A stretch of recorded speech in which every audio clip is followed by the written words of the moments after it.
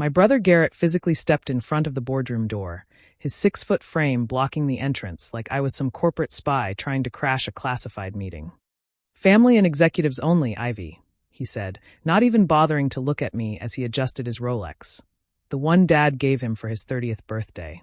But what Garrett didn't know, what none of them knew, was that the company he was so busy dividing among the sons had actually belonged to me for the past 10 years, and I'd been watching them play CEO for long enough. I'm Ivy Hollister, 34 years old, and according to my 3 older brothers, I'm the family assistant who never amounted to anything. While Garrett, Preston, and Dalton all went to business school and came back with expensive degrees and inflated egos, I stayed home and helped Dad run Hollister Manufacturing, a mid-sized industrial supply company in Pittsburgh that Dad built from nothing over 40 years. To them, I was just fetching coffee and filing paperwork. To Dad, I was the only one who actually understood the business. Dad, Thomas Hollister, died 2 weeks ago from a stroke. He was 71, still coming to the office every day, still making decisions, still building the company he loved. The funeral was yesterday, and before the reception was even over, my brothers were already in his office, going through his files, making plans. "We'll split it 3 ways, I'd heard Garrett say through the door. "Preston handles operations, Dalton takes sales, I'll manage finances and strategy. Clean and simple." "What about Ivy?" Preston had asked. "She can stay on as executive assistant if she wants. Good salary, benefits. But she's not an owner." Dad would have wanted the company to stay with the sons. Now, standing outside the boardroom where they'd called a meeting with Dad's lawyer, department heads, and key investors, I was officially excluded from my own company. "Garrett, I need to be in there," I said quietly. "Why? So you can take notes? Eleanor can handle that." He nodded toward Dad's longtime secretary, who looked uncomfortable witnessing this exchange. "I'm family. I have a right to know what's happening with Dad's company. It's not Dad's company anymore. It's ours. The will reading is just a formality." He checked his phone. "Look, Ivy, I know you're upset about Dad, we all are. But business doesn't stop. You can sit in the reception area if you want, but this meeting is for decision makers." I could have argued, could have forced my way in, but instead I smiled and said, "Okay, Garrett. I'll wait." The confusion that flickered across his face was worth it. He'd expected tears, protests, maybe anger. Not agreement. I sat in the reception area and pulled out my phone, scrolling through emails while the meeting started inside. Through the glass walls, I could see my brothers at the head of the table, Garrett standing and presenting something on a screen. They looked so confident, so certain of their victory. 20 minutes in, Jonathan Pierce, Dad's lawyer for 30 years, arrived, rushing past me with his briefcase and an apologetic smile. "So sorry I'm late, Ivy. Traffic was terrible. Have they started yet?" "Just the preliminary stuff," I said. "The will reading hasn't happened." Good. That's the important part." He paused. "Are you coming in?" Garrett said it's for decision makers only. Jonathan's eyebrows shot up. "But he stopped himself. "We'll sort this out. Come on." I followed him into the boardroom. Garrett looked up, annoyed.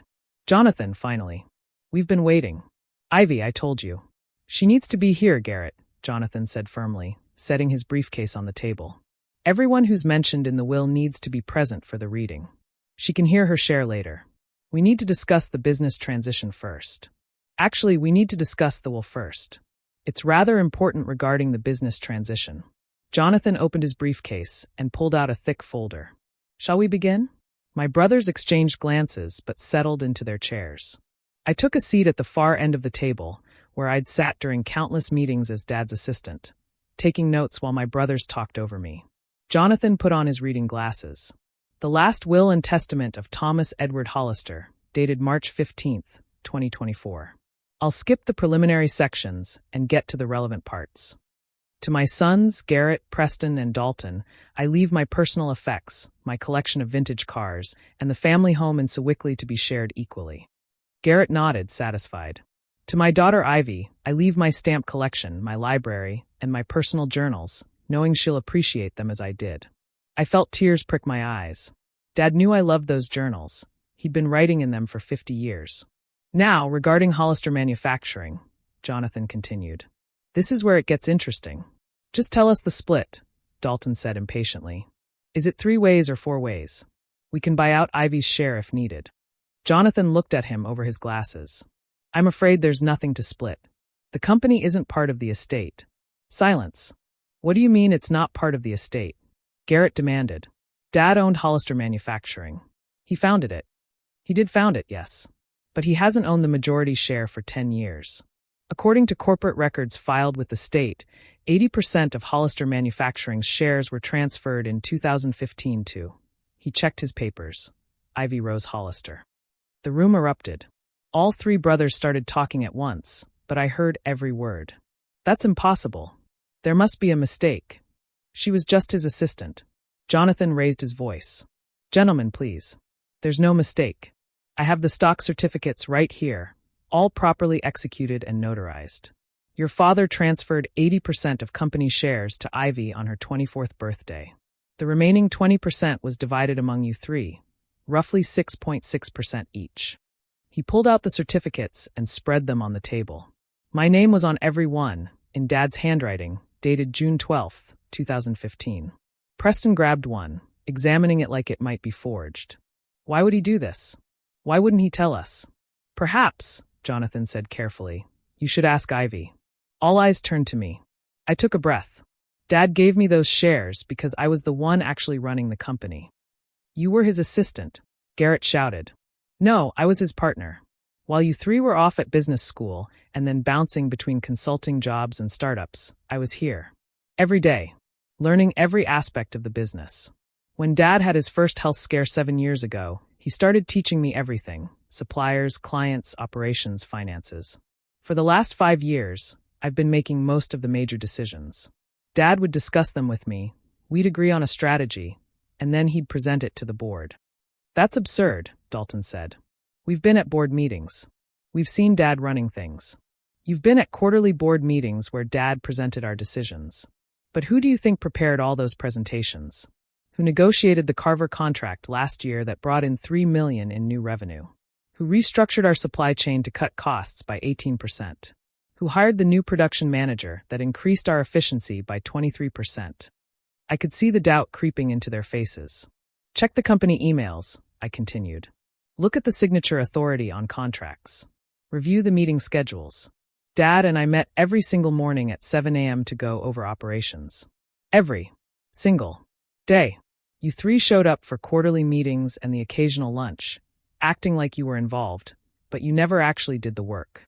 Dad would have told us, Preston said weakly. If you were really running things, he would have said something. He tried. Multiple times. But every time he suggested you three might want to spend more time learning the business from the ground up. You'd say you had your own careers, your own projects. You treated this company like a trust fund that would eventually pay out, not a business that needed actual work. Jonathan cleared his throat.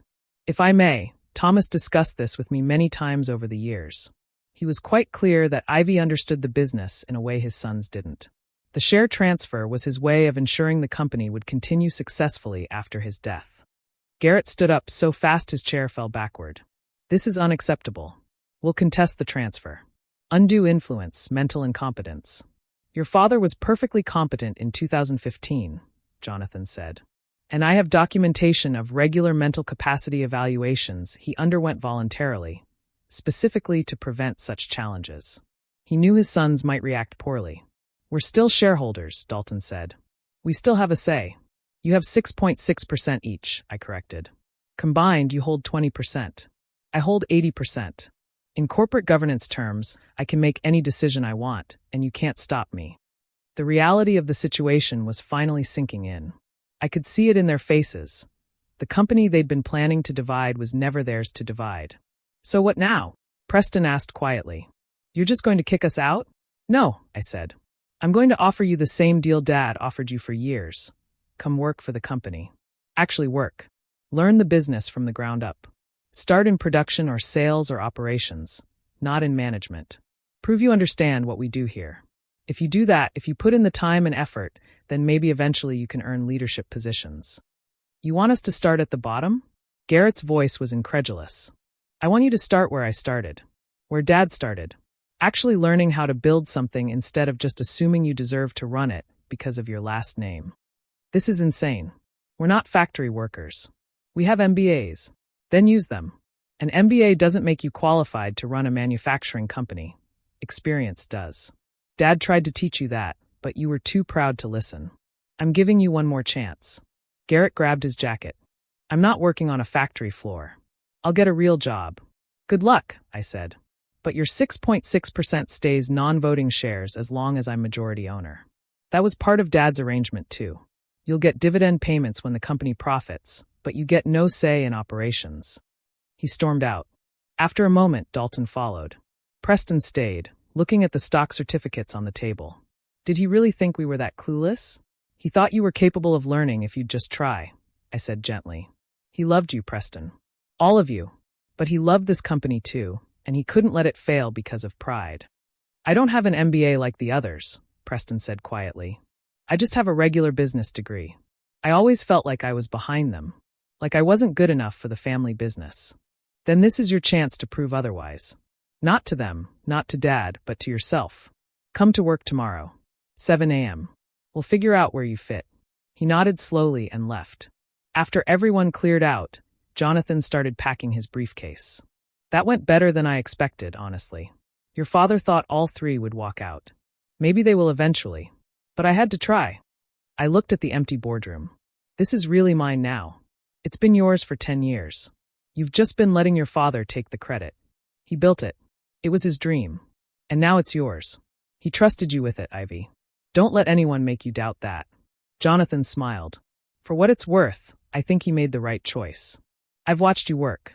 You have his mind for business and your mother's heart for people. That's a rare combination. That was 6 months ago. Preston did show up at 7 a.m. the next day.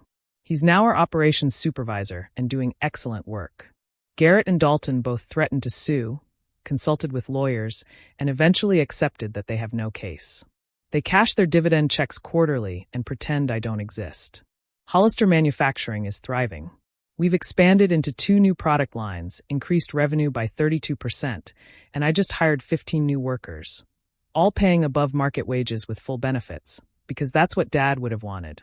I moved into Dad's office, though I changed everything. Lighter colors, modern furniture, photos of the team instead of awards on the walls. But I kept his desk, the big oak one he bought when he opened the company 40 years ago. Every morning at 7, I sit at that desk with my coffee and review the day's priorities, just like Dad and I used to do together. Sometimes I imagine him in the chair across from me, smiling at how far we've come. How far I've come. You were never just my assistant, he'd told me when he signed over those shares 10 years ago. You were always my successor. I just had to make it official. But what about the boys? I'd asked. The boys are my sons, and I love them. But you're my legacy. There's a difference. I understand now what he meant. Legacy isn't about bloodlines or birth order, or who has the most impressive degree. It's about who understands the work, respects the process, and cares enough to see it through when things get hard. My brothers thought they deserved the company because they were sons. But Dad gave it to me because I was there. Every day. Doing the work. Learning the lessons. Building something real. And that made all the difference.